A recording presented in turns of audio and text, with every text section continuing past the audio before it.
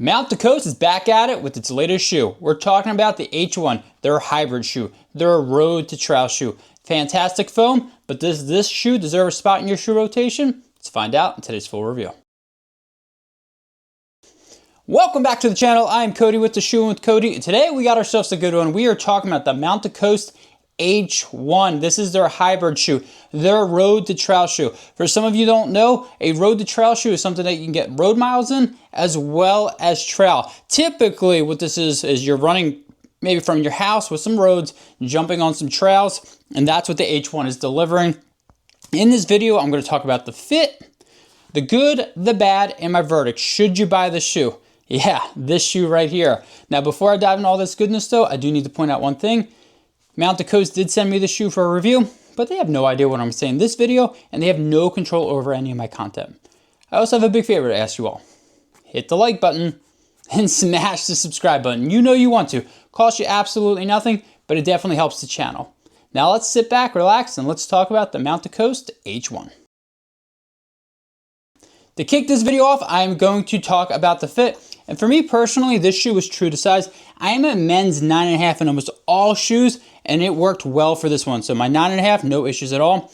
My toe definitely fit really nicely here. Was not too close to the bumper, which is really nice. Again, had plenty of room for the length, no issues at all. Especially in this shoe, it's gonna be really important you get the lockdown, right? Because this is a nice toe bumper, which is fantastic when you're running on the trails, because what that does is give you some extra protection.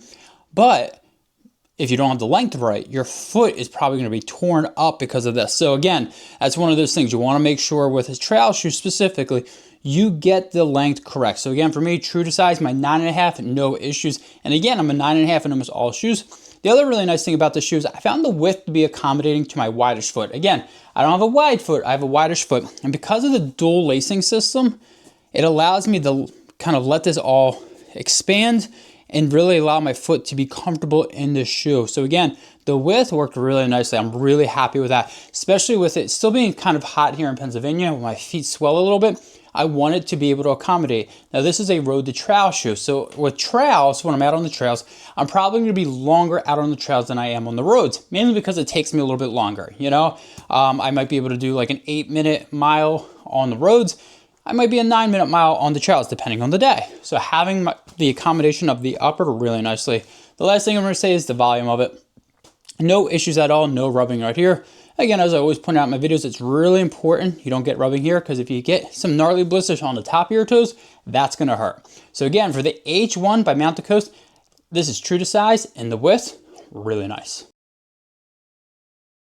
Now, because I'm a positive guy, I'm going to talk about the positives, and honestly, the number one has to be this foam. Oh, it feels fantastic. It's like, what do they call it? It's like circle cell. Everyone's getting this weird naming convention, but it is really nice, and you get a good amount of it. It is 35 in the heel, 29 in the forefront, giving you about a 6mm drop shoe. And I'm telling you folks, this foam feels really nice underfoot. Road miles, not an issue. Buffed out trails, not an issue. I even used this out on the treadmill just to kind of see what it was all about. No issues at all. The foam, it just feels responsive. It just feels really comfortable, very stable, honestly, even with 35mm in the stack. Feels really stable, and it's super light.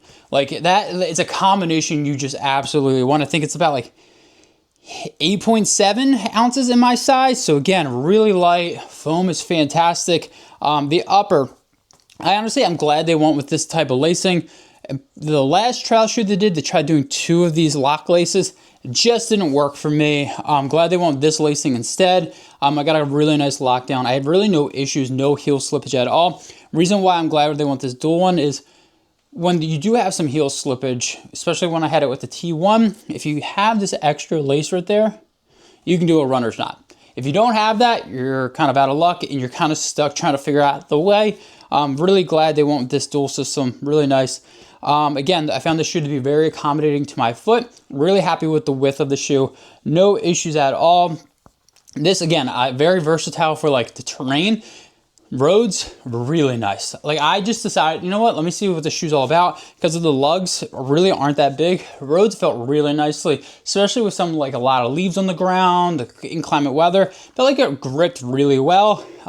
Buffed out trails, not an issue at all. So again, I'm talking about very buffed out, just like single track, nothing crazy. Grassy fields, not an issue at all. And then treadmill. I thought it felt really good on this treadmill, mainly because of how much I love this foam, and I did roll my ankle, not because of the shoe. Previously, I liked the support I got from this shoe, so I just tried it on the treadmill, seeing what it was all about, really liked it. So again, really like the upper. They do have some good bumpers right here to protect the feet, so that's how you do know this is meant to be a trail shoe. You're not gonna have this type of bumper on a road shoe, you just don't need it. Again, great lockdown, really like the tongue. It's a gusseted tongue, just all about comfort. And you get the comfortableness, but not the weight of it. So again, really happy with the performance of this shoe. I think for their first road to trail shoe, I think they did a really good job.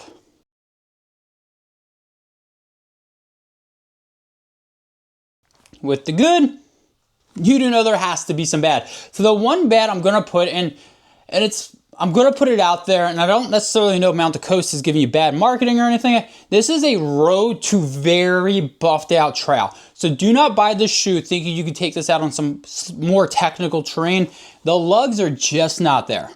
So they're really not. I mean, look at that. You can barely see. They're maybe 2 millimeters there. So again, if you plan on taking this out on some more technical terrain, which I did, I didn't really love it. The reason why is I didn't love it was when I'm on more technical terrain, a little bit more rocky, the descent and ascent, I feel like I couldn't really grip the rock. So the reason why that's important is when you are bombing it down the hill, you want to make sure you have a shoe that can handle the type of terrain that can dig into the rocks so your feet don't slip out from underneath you. A couple of the spots that I ran down the hill with some really technical terrain, I feel like I just wasn't getting the grip I needed. Again, I like the materials they're using, so when I am on roads and it's a little bit wet, I get grippy. The lugs just aren't enough for me personally. So again, when I was going down on some technical terrain and just going up the hill, I felt like I couldn't dig into the mountain as much as I would want.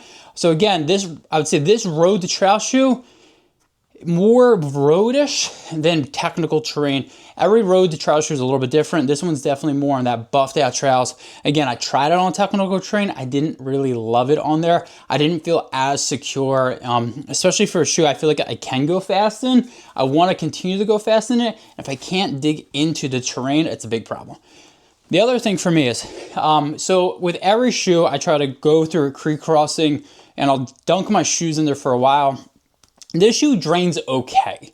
It's not great. It's not the best. It's not the worst. It's just okay. So I just like to keep that in mind if you do plan on taking this out.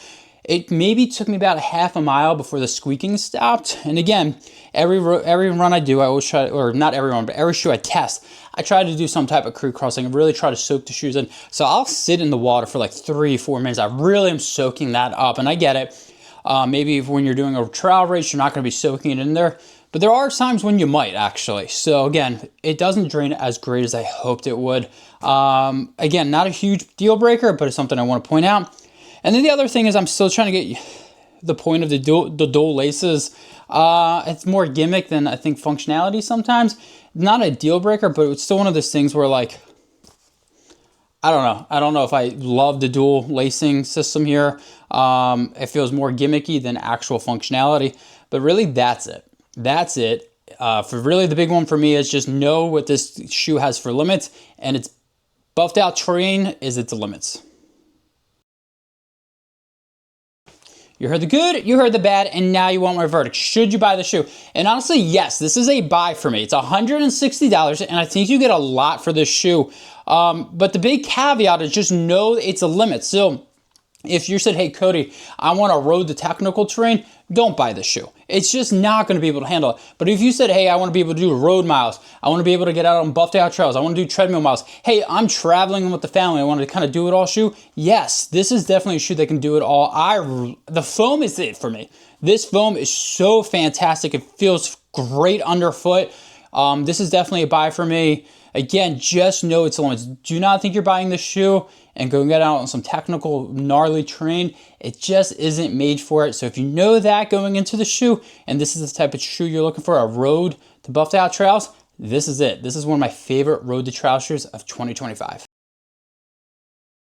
You heard the good, you heard the bad, and you heard my verdict. Now I want to hear from you. Have you tried the Mount to Coast H1? Did you like it? Did you love it? Hey, be honest with me. Did you hate it? Drop a comment down below. I'm really curious to see what you all think about this one. Again, this is a shoe I keep grabbing for. I just really enjoy it, but I'm curious if y'all are loving it as much as I am. Drop that comment down below. And if you have any questions I didn't answer in this review, drop them down below. I'm hoping to be able to help you all with this. Thanks again for checking out this review. This channel only happens because of you all, and I really appreciate all the support. Thanks again for all of that. So remember, hit the like button, smash the subscribe button, and until next time, I'll see you all out on the run. Thanks for checking out this latest review. Don't forget, hit the like button, smash the subscribe button, and check out some of the other rad content that I've dropped out on the channel.